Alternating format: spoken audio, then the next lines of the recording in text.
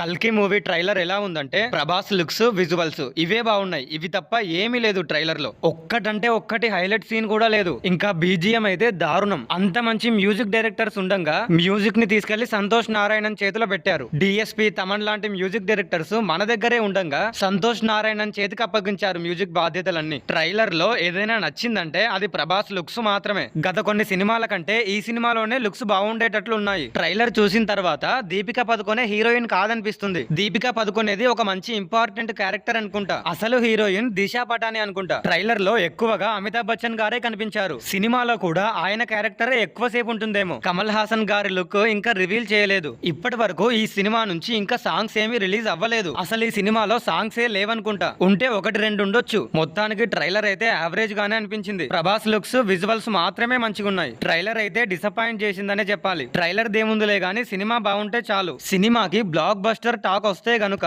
2000 కోట్లకు పైగానే వసూలు చేస్తుంది కన్ఫర్మ్. దీంట్లో డౌటే లేదు. ట్రైలర్ అయితే కొంచెం డిసప్పాయింట్ చేసిందనే చెప్పాలి. మరి మీకు ఎలా అనిపించిందో కామెంట్ చేయండి. ఇలాంటి జెన్యూన్ రివ్యూస్ కోసం మన ఛానల్ ని ఇప్పుడే సబ్స్క్రైబ్ చేసుకోండి.